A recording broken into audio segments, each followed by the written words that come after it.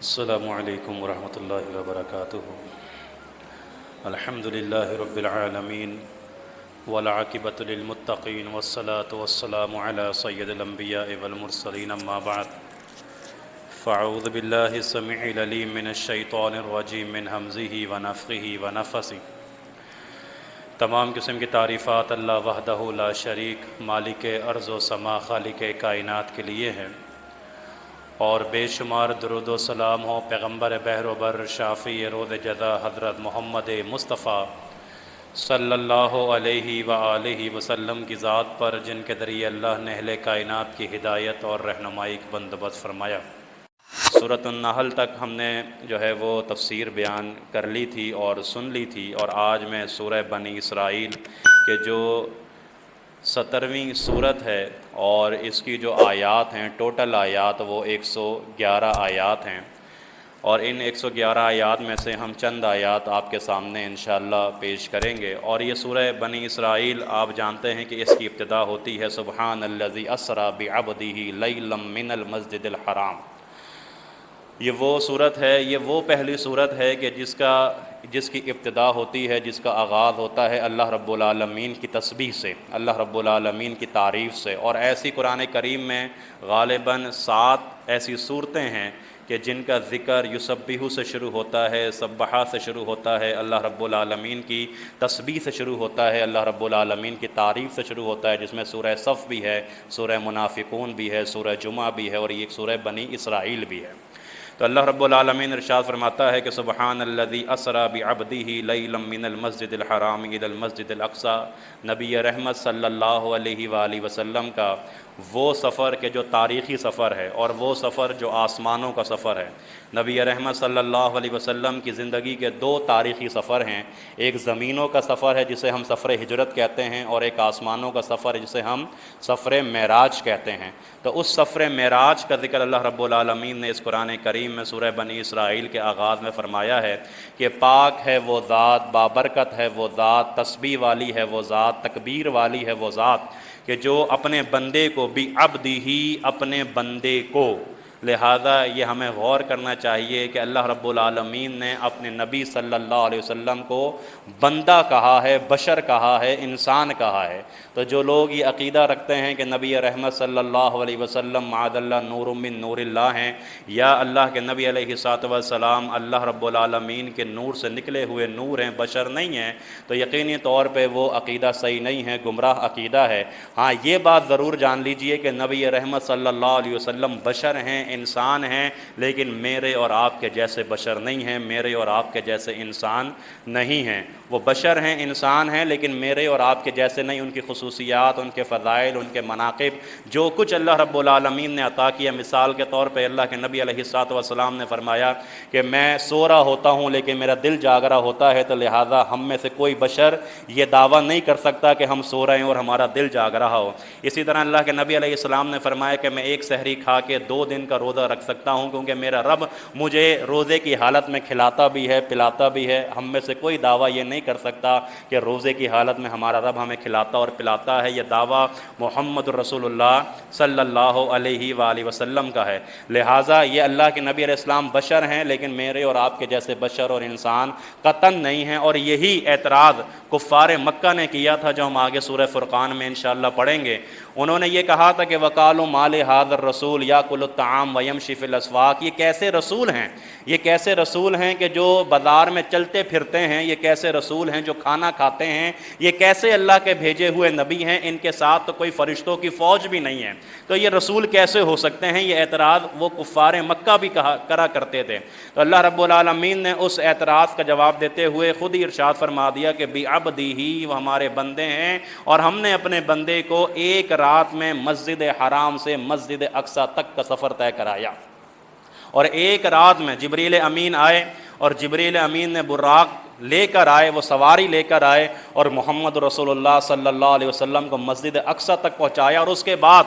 ساتوں آسمانوں کی سیر بھی کرائی گئی، انبیاء علیہ السلام سے ملاقات بھی ہوئی، اللہ رب العالمین سے کلام بھی ہوا، تحائف بھی دیے گئے، جنت و جہنم کے مناظر بھی دکھائے گئے، اور وہ سارا واقعہ جو آپ نے سن رکھا ہے جسے شب معراج کہا جاتا ہے۔ اب شب معراج کا یقینی طور پہ کوئی تاریخ تو تعین نہیں ہے کہ اس تاریخ کو شب معراج کرائی گئی، ہمارے یہاں 27 رجب کو کہا جاتا ہے کہ یہ بڑی رات ہے، جیسے کل بھی آپ نے سنا کہ شب معراج ہو یا شب برات ہو یا کوئی شب جمعہ ہو، نہیں، اگر فضیلت کسی رات کی قرآن و حدیث میں ہے تو وہ صرف شب قدر ہے، وہ صرف لیلۃ القدر ہے۔ لہذا معراج کرائی گئی، حق ہے، سفر ہوا، حق ہے، انبیاء سے ملاقات ہوئی، سچ ہے، اللہ سے کلام ہوا، سچ ہے، تحائف دیے گئے، تحفے سے نوازا گیا، سچ ہے، اور یہ پورا ذکر قرآن کریم اور احادیث نبویہ میں موجود ہے، لیکن تاریخ کا تعین میرے بھائی نہیں ہے۔ لہذا ہمیں یہ چاہیے کہ اس سے نکلنے والے جو معاملات ہیں، اس سے اخذ ہونے والے جو اسباق ہیں، ہمیں اس پہ نظر ثانی کرنی چاہیے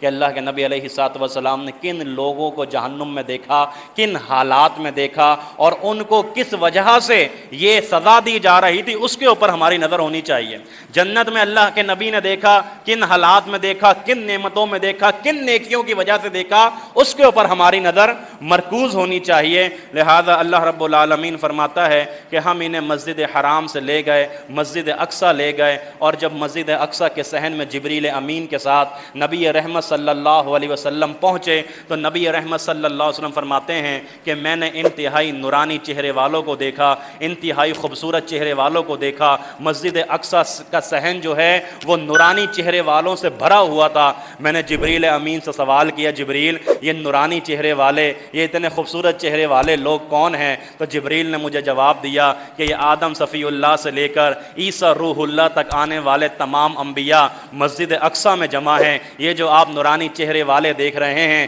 یہ در حقیقت اللہ رب العالمین کے انبیاء ہیں، ان کے رسول ہیں، یہ سارے انبیاء کی جماعت ہے۔ جبریل، یہ مسجد اقصیٰ میں کیا کرنے آئے ہیں؟ یہ یہاں پر کیوں موجود ہیں؟ فرمایا یہ نماز کو ادا کرنے کے لیے آئے ہیں۔ اے جبریل، یہ نماز ادا کیوں نہیں کرتے؟ اے اللہ کے نبی، یہ اپنے امام کا انتظار کر رہے ہیں۔ اے جبریل، ان کا امام کون ہے؟ جبریل امین نے محمد رسول اللہ صلی اللہ علیہ وسلم کے دست مبارک کو تھاما اور مصلی امامت پہ کھڑا کر دیا، اور اس بات کا اعلان کر دیا کہ اللہ رب العالمین نے جناب محمد رسول اللہ صلی اللہ علیہ وآلہ وسلم کو آدم صفی اللہ سے لے کر عیسیٰ روح اللہ تک آنے والے تمام انبیاء اور رسولوں کا امام بنا دیا۔ اسی لیے میرے نبی کو امام الانبیاء کہا جاتا ہے، سید الانبیاء کہا جاتا ہے، امام المرسلین کہا جاتا ہے۔ یہ انبیاء کے امام ہیں، یہ مرسلین کے امام ہیں، یہ رسولوں کے امام ہیں، ان کے سردار ہیں کون؟ میرے اور آپ کے آخری نبی جناب محمد رسول اللہ صلی اللہ علیہ وآلہ وسلم۔ اور پھر میں تھوڑی سی بات اس حوالے سے مزید کر کے اپنی بات کو آگے بڑھاتا ہوں۔ واقعہ معراج آپ نے سنا ہے، واقعہ معراج کے حوالے سے ساری باتیں آپ کے ذہنوں میں موجود ہوں گی، لیکن ایک ایسی بات ہے کہ جو میں یہاں بیان کرنا ضروری سمجھتا ہوں، وہ یہ کہ جب نبی رحمت صلی اللہ علیہ وسلم ایک ہی رات میں واپس آ گئے تھے، اور کفار مکہ کو جب اللہ کے نبی نے اپنے اس واقعے کا ذکر فرمایا تھا تو لوگوں نے کیا کیا تھا؟ استہزاء کیا تھا، معاذ اللہ، مذاق اڑایا تھا کہ جی ہم بھی جاتے ہیں مسجد اقصیٰ، ہم بھی فلسطین کا سفر کرتے ہیں، ایک رات میں تو ممکن نہیں ہو سکتا۔ اور پھر انہوں نے ایسے اعتراض کیے کہ نبی رحمت صلی اللہ علیہ وسلم فرماتے ہیں کہ میں خاصا پریشان ہو گیا، لیکن یہ بات یاد رکھیں، جو اللہ کے دین کے لیے مخلص ہوتا ہے، جو اللہ کی راہ میں نکلا ہوتا ہے اور دین کی سربلندی کے لیے نکلا ہوتا ہے، اور اللہ رب العالمین کی رضا اس کے سامنے مقصود ہوتی ہے، کوئی دنیاوی مفاد اور لالچ اور طمع نہیں ہوتا، اللہ رب العالمین اس کی مدد کرتا ہے، جیسا کہ اللہ نے اپنے نبی محمد رسول اللہ کی مدد فرمائی تھی صلی اللہ علیہ وسلم۔ انہوں نے سوال کیا، آپ مسجد اقصیٰ گئے تھے؟ جی ہاں مسجد اقصیٰ گئے تھے۔ اب مثال کے طور پر انہوں نے سوال کرنا شروع کر دیا کہ بتائیے آپ مسجد اقصیٰ گئے تھے تو وہاں پہ ستون کتنے ہیں؟ مسجد اقصیٰ کی دیواروں کے بارے میں، مسجد اقصیٰ کے پلرز کے بارے میں سوال کرنے لگے۔ اور میں اکثر کہتا ہوں کہ آپ کسی بھی مسجد کے اندر نماز پڑھتے ہوں گے، جمعے کی ادائیگی کرتے ہوں گے، اگر کوئی آپ سے پوچھے بھائی جہاں جمعہ پڑھتے ہو وہاں پہ پنکھے کتنے لگے ہوئے ہیں، وہاں پہ وضو کے نل کتنے ہیں، وہاں پہ کھڑکیاں کتنی لگی ہوئی ہیں، وہاں پہ روشن دان کتنے لگے ہوئے ہیں، تو لازمی سی بات ہے آپ پریشان ہوں گے، آپ یہی کہیں گے میں نے تو آج تک اس کو نہیں گنا، میں نے آج تک اس کو نہیں دیکھا ہے، تو لہذا پریشانی کا عالم تو ہوگا، لیکن قربان جائیں محمد رسول اللہ صلی اللہ علیہ وسلم کی عظمت پہ اور مقام پہ کہ وہ وہ مشرکین وہ کفار میرے نبی سے سوال کرتے رہے۔ محمد رسول اللہ صلی اللہ علیہ وسلم کو اللہ رب العالمین نے فرمایا اے پیغمبر جب ہم آپ کو مسجد اقصیٰ ایک رات میں لے کے جا سکتے ہیں تو مسجد اقصیٰ کو آپ کے پاس کیوں نہیں لا سکتے؟ مسجد اقصیٰ کو نبی رحمت صلی اللہ علیہ وآلہ وسلم کے سامنے کر دیا، اور اللہ کے نبی علیہ الصلوۃ والسلام وہ جو سوال کر رہے تھے ان سوالوں کے جواب ان میں سے دیکھ دیکھ کے ان کفار کو بتا رہے تھے، اور وہ جو سازش کرنے والے تھے اللہ رب العالمین نے ان کی سازش کو ناکام اور نامراد کر دیا۔ اور صدیق اکبر رضی اللہ تعالیٰ عنہ کا بھی کیا مقام و مرتبہ ہے کہ فرمایا کہ اگر تم یہ بات میرے پیر و مرشد سے سن کر آئے ہو کہ ایک ہی رات میں وہ ساتوں آسمانوں کی سیر کر کر آئے ہیں، مسجد حرام اور مسجد اقصیٰ کا سفر طے کر کر آئے ہیں، اور اگر تم یہ بات اللہ کے نبی سے سن کر آئے ہو تو مجھ صدیق اکبر رضی اللہ تعالیٰ عنہ کو اس کے سچ ہونے میں ذرہ برابر شک نہیں ہے۔ محمد رسول اللہ نے کہا ہے صلی اللہ علیہ وسلم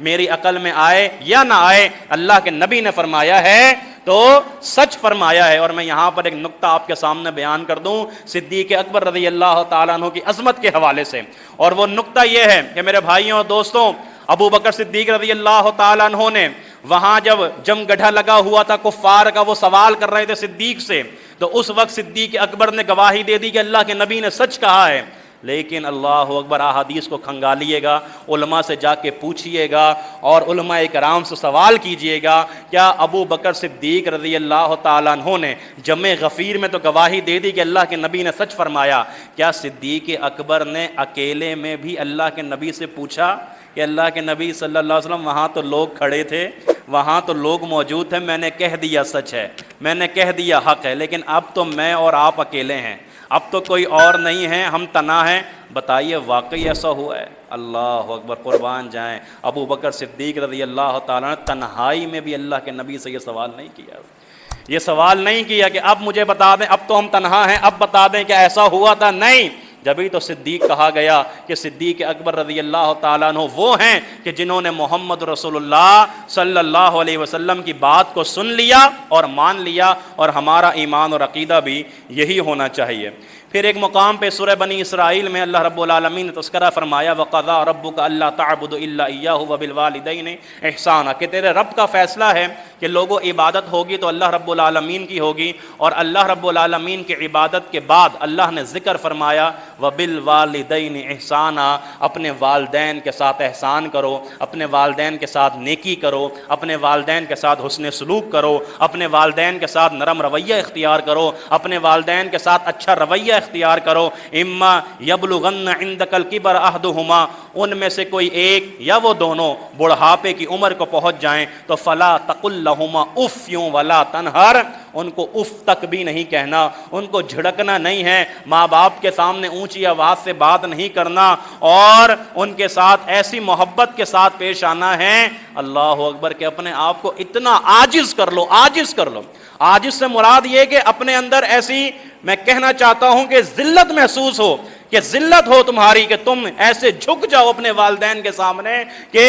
اللہ رب العالمین کا حکم ہے کہ ان کے سامنے اسی طریقے سے پیش آنا ہے۔ یہ جھکنے سے مراد کیا ہے؟ اللہ اکبر، مثال دیتے ہوئے مفسرین نے فرمایا ہے کہ جھکنے سے مراد یہ ہے کہ جب تم آسمان پہ کوئی پرندہ دیکھتے ہو، وہ پرواز کر رہا ہوتا ہے، اڑ رہا ہوتا ہے، اڑتا رہتا ہے، اڑتا رہتا ہے، اڑتا رہتا ہے، اور جب اڑ اڑ کے تھک جاتا ہے تو وہ زمین پہ آنا چاہتا ہے، اور جب وہ زمین پہ آنا چاہتا ہے تو وہ اپنے پروں کو کھول لیتا ہے اور اپنے منہ کو جھکا لیتا ہے اور اپنی گردن کو جھکا لیتا ہے۔ جس طرح وہ اپنی گردن کو جھکا کر یہاں زمین پر آتا ہے، اسی طرح اپنی گردن کو جھکا کر اپنے والدین سے کلام کیا کرو اور اپنے والدین سے بات کیا کرو۔ آج کوئی پریشانی ہے، مولوی صاحب سے کہنے کی ضرورت نہیں ہے، کسی مصیبت میں مبتلا ہو امام صاحب کے پاس جانے کی ضرورت نہیں ہے، تمہارے پیر و مرشد تمہارے گھروں کے اندر موجود ہیں، تمہارے پیر اور مرشد تمہارے گھروں کے اندر موجود ہیں، وہ تمہارے والدین ہیں، کہ اگر کوئی مصیبت کوئی پریشانی ہے جاؤ ان کے پاؤں دباؤ، ان سے کہو، ان کو بتاؤ۔ والدین کی دعائیں ہیں تقدیریں بدل دیتی ہیں، ماں کی دعائیں ہیں تقدیریں بدل دیتی ہیں، لہٰذا کسی کو کہنے کی ضرورت نہیں ہے، بلکہ میں تو کہتا ہوں والدین سے بھی کہنے کی ضرورت نہیں ہے۔ ایسا رویہ، ایسا نرم رویہ اختیار کرو کہ والدین کے منہ سے خود ہی آپ کے لیے دعائیں نکلتی رہیں۔ وہ والدین دعائیں دیں گے آپ کی کایا پلٹ جائے گی، والدین دعائیں دیں گے آپ کی قسمت بدل جائے گی۔ لہذا امام صاحب، مولوی صاحب، ادھر بھاگ ادھر بھاگ، یہ مسئلہ وہ مسئلہ جو پیر و مرشد اللہ نے گھر میں دیے ہیں ان سے جا کے دعائیں کروایا کرو۔ اور اللہ رب العالمین نے فرمایا کہ وَقُلْ رَبِّ ارْحَمْهُمَا كَمَا رَبَّيَانِي صَغِيرًا، بڑی عظیم دعا ہے، یاد کر لیجئے جن کے والدین حیات ہیں یا نہیں حیات ہیں ان سب کے لیے یہ ہے کہ وہ دعائیں کیا کریں اپنے والدین کے لیے، یا اللہ میرے والدین کے اوپر رحم فرما دے، یا اللہ میرے والدین کے اوپر کرم فرما دے، یا اللہ ایسا رحم فرما دے کہ جیسا کہ میں چھوٹا تھا اور انہوں نے مجھ پہ رحم کیا تھا، اللہ نہ چلنا آتا تھا، نہ بولنا آتا تھا، نہ کھانا آتا تھا، یا اللہ مجھے کچھ نہیں آتا تھا، کتنی رحمت اور شفقت کے ساتھ انہوں نے مجھ کو پالا تھا، یا اللہ جو شفقت اور رحمت انہوں نے مجھ پہ کی تھی، یا اللہ آج وہ بڑھاپے کی عمر کو پہنچ گئے ہیں، یا اللہ آج ان کے اوپر بھی رحمت و شفقت نازل فرما۔ رب ارحمہما کما ربیانی صغیرا ولا تقتلوا اولادکم، اللہ فرماتا ہے کہ اپنی اولاد کو قتل نہ کرو۔ کیوں قتل نہ کرو؟ خشیت املاق، کہ کہیں ایسا نہ ہو کہ تمہارے ذہن میں یہ ہو کہ میرا بچہ، میرے بیٹے، میری اولاد جو ہے وہ بھوکے رہ جائیں گے، بھوک کی ڈر سے، مال کی کمی کے ڈر سے اپنی اولادوں کو قتل نہ کرو۔ وہ قتل کر دیا کرتے تھے نا اپنی اولادوں کو، کیا آج بھی خودکشیاں نہیں ہو رہی ہیں نا، کہ جی وہ 3 بچوں کو لے کر نہر میں، اور وہ 3 بچوں کو لے کے زہر کھا لیا، 3 بچوں کو لے کے یہ کر لیا۔ تو اللہ فرماتا ہے اور تمہارا عقیدہ کمزور ہے، اللہ فرماتا ہے تمہارا توکل کمزور ہے، نحن نرزقہم وایاکم، وہ اللہ ہی ہے جو تمہیں بھی رزق دیتا ہے اور ان کو بھی رزق دے گا۔ تمہیں پال کے بڑا کر دیا، تمہیں اونچا کر دیا، جوان کر دیا، طاقتور کر دیا، وہ اللہ رب العالمین ہی ہے جو تمہیں بھی رزق دیتا ہے اور ان کو بھی رزق عطا فرماتا ہے۔ لہذا اللہ رب العالمین پہ توکل اور بھروسہ رکھو۔ آگے اللہ رب العالمین فرماتا ہے، ایک سوال ہے وَيَسْأَلُونَكَ عَنِ الرُّوحِ، اے پیغمبر یہ آپ سے روح کے بارے میں سوال کرتے ہیں، روح کیا ہے؟ قُلِ الرُّوحُ مِنْ أَمْرِ رَبِّي، ان سے کہہ دیجئے کہ روح تو اللہ کا حکم ہے، روح تو اللہ کا حکم ہے۔ سوال جواب کفار مکہ ان کا یہی وتیرہ تھا۔ اب وہ سوال کر رہے ہیں روح کیا ہے؟ دیکھیے، ماں باپ اور مرد اور عورت کے ملاپ سے بچہ تو پیدا ہو جاتا ہے، مرد اور عورت کے ملاپ سے بچہ پیدا ہوتا ہے، لیکن یہ بھی سامنے رہتا ہے کہ کیا کنڈیشن چل رہی ہے، کیا معاملات چل رہے ہیں۔ لیکن کس وقت روح پھونکی جاتی ہے، کس وقت اللہ کا حکم آتا ہے، کسی کو پتہ چلا ہے آج تک بھائی؟ تو فرمایا قُلِ الرُّوحُ، یہ جو روح ہے یہ اللہ کا حکم ہے، تم اس کا مشاہدہ نہیں کر سکتے، اور تم اپنی عقل کے گھوڑے جتنا دوڑا لو تم اس کا مشاہدہ نہیں کر سکتے۔ یہ کیسے ہو سکتا ہے؟ یہ ممکن کیسے ہے کہ جیسے کل شیخ نے بتایا 4 مہینے 10 دن کے بعد وہ حرکت شروع ہو جاتی ہے، روح پھونک دی جاتی ہے، کوئی مشاہدہ ہے، کوئی تجربہ ہے کہ یہ کیسے ہوتا ہے؟ اور اللہ خود فرماتا ہے وَمَا أُوتِيتُم مِّنَ الْعِلْمِ إِلَّا قَلِيلٌ، تمہیں تو بہت تھوڑا علم دیا گیا ہے، تمہیں علم تھوڑا دی، تم اپنے عقل کے گھوڑے نہیں دوڑاؤ اس میں کہ کیا ہوتا ہے کیا نہیں ہوتا، تمہیں جو علم دیا گیا ہے وہ بہت تھوڑا دیا گیا ہے۔ بس اللہ رب العالمین پر توکل اور بھروسہ رکھو کہ وہی اللہ ہے کہ جو